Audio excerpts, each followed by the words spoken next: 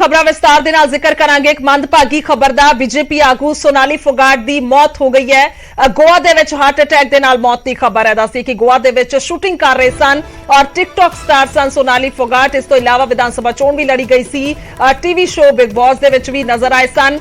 इस तो इलावा 2019 दे विच हरियाणा च बीजेपी की टिकट ते चोण लड़ी गई सी। तां बीजेपी दी हालांकि उन्होंने 2008 दे विच ही ज्वाइन कर लई सी, पर उस तो बाद चोण भी लड़ी गई 2019 च। इस तो इलावा जेकर जिक्र किया जाए जो ऐप बंद हो चुकी है टिकटॉक भारत दे विच, उस ते बहुत ही ज्यादा मशहूर रहे ने। तक टिकटॉक स्टार सन सोनाली फोगाट और दिल दा दौरा पैण दे नाल मौत की खबर है।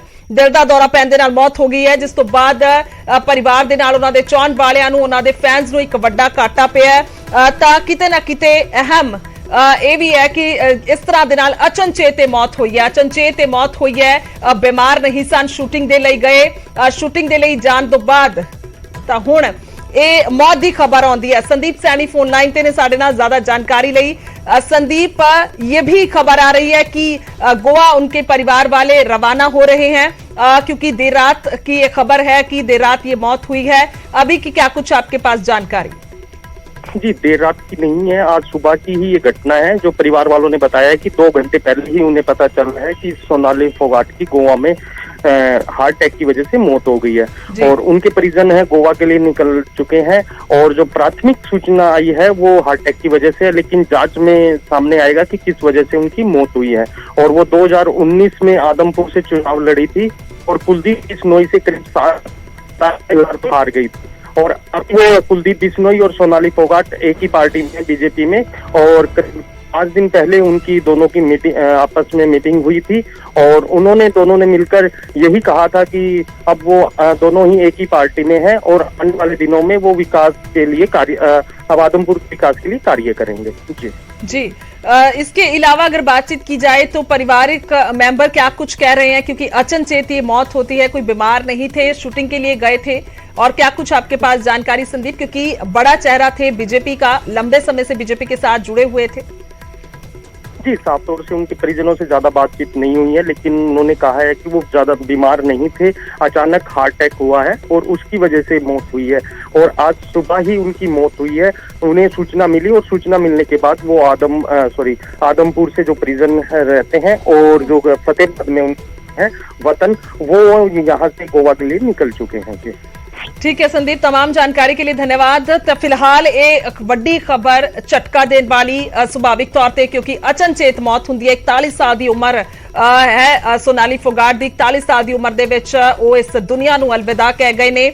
एक बड़ा झटका सुभाविक तौर पर परिवार नूं तां है ही है, पर बीजेपी पार्टी नूं भी है, क्योंकि जिस तरह दे नाल वक्खो-वक्ख अहुदियां ते तैनात रहे, कई जिम्मेवारियां सांभियां, विधानसभा की चोण भी लड़ी, टिकटॉक स्टार भी रहे। हमेशा तो वीडियोज जिहड़ियां ने उन्हां दियां टिकटॉक ते जिहड़ियां फेमस हुंदियां रहियां ने, तां बहुत सारे फैंस ने, चाहण वाले ने। फिटनेस दा राज हमेशा उन्हां नूं पुछिया जांदा सी। अभिनेत्री सन, फिल्म दे विच भी उन्हां ने अपना काम कीता होया सी, तां अदाकारा भी असीं कह सकदे हां। तां सोनाली फोगाट एक अजिहा चेहरा जिस दे नाल सुभाविक तौर ते परिवार नूं तां घाटा पिया ही है, पर एक पार्टी नूं भी घाटा पिया। दस दईए कि आदमपुर तो चोण लड़ी सी कुलदीप बिश्नोई और दे खिलाफ उन्होंने चोण लड़ी सी, हालांकि वो हार गए।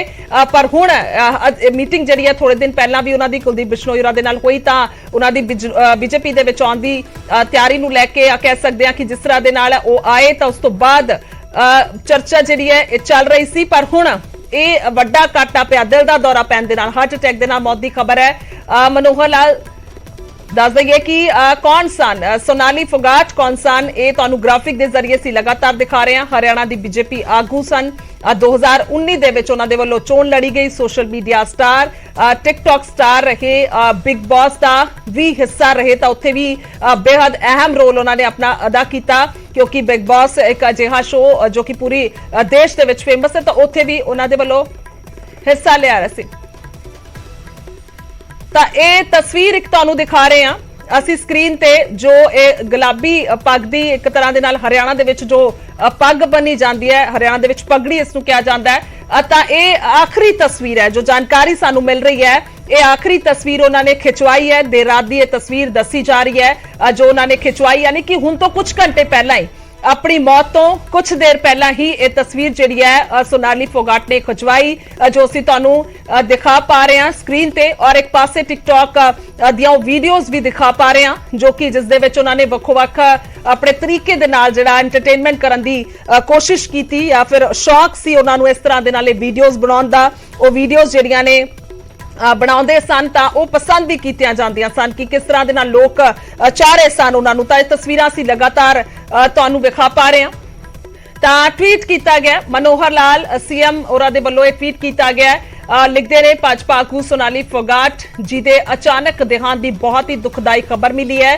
ਪਰਮਾਤਮਾ ਵਿਛੜੀ ਰੂਹ ਨੂੰ ਆਪਣੇ ਚਰਨਾਂ ਦੇ ਵਿੱਚ ਨਿਵਾਸ ਬਖਸ਼ੇ ਅਤੇ ਪਰਿਵਾਰ ਨੂੰ ਇਹ ਨਾ ਪੂਰਾ ਹੋਣ ਵਾਲਾ ਘਾਟਾ ਸਹਿਣ ਦਾ बल बख्शे ओम शांति ਇਹ ਮਨੋਹਰ ਲਾਲ ਹੋਰਾਂ ਦੇ ਵੱਲੋਂ ਸੀਐਮ ਦੇ ਵੱਲੋਂ ਹਰਿਆਣਾ ਦੇ ਇਹ ਟਵੀਟ ਕੀਤਾ ਗਿਆ ਹੈ ਮੌਤ ਤੇ ਇਹ ਟਵੀਟ ਕੀਤਾ ਗਿਆ ਦੁੱਖ ਜਤਾ ਰਹੇ ਨੇ ਭਾਣਾ ਮੰਨਣ ਦਾ ਜੋ ਪਰਮਾਤਮਾ ਦੇ ਵੱਲੋਂ ਇਹ ਰੂਹ ਵਿਛੜੀ ਗਈ ਹੈ ਤਾਂ ਉਸ ਦੇ ਵਿੱਚ ਉਹਨੂੰ ਚਰਨਾਂ ਦੇ ਵਿੱਚ ਨਿਵਾਸ ਬਖਸ਼ਣ ਦੀ ਗੱਲ ਕਰ ਰਹੇ ਨੇ ਪਰਿਵਾਰ ਨੂੰ ਨਾ ਪੂਰਾ ਹੋਣ ਵਾਲਾ ਘਾਟਾ ਦੱਸ ਰਹੇ ਨੇ ਔਰ ਸਹਿਣ ਦਾ ਬਲ ਬਖਸ਼ਣ ਦੀ ਗੱਲ ਕੀਤੀ ਜਾ ਰਹੀ ਟਵੀਟ ਦੇ ਵਿੱਚ ਸੁਭਾਵਿਕ ਤੌਰ ਤੇ ਤਾਂ ਕਿਤੇ ਨਾ ਕਿਤੇ ਹਰਿਆਣਾ ਦੇ ਸੀਐਮ ਤਾਂ ਹੈ ਹੀ ਨੇ ਪਰ ਪਾਰਟੀ ਦੇ ਵੀ ਮੁਖੀ ਨੇ ਹਰਿਆਣਾ ਤੋਂ मनोहर लाल जिन्हां दे वल्लों ये दुख जताया गया तो लगातार असीं ओह तस्वीरां तुहानूं दिखा रहे हां सोनाली फोगाट दियां जो कि हमेशा चर्चा दे विच भी रहियां और देखिया भी जांदियां सन फैंस दे वल्लों पसंद भी कीतियां जांदियां रहियां ने तां ये लगातार तस्वीरां और एक तस्वीर जो कुछ घंटे पहलां दी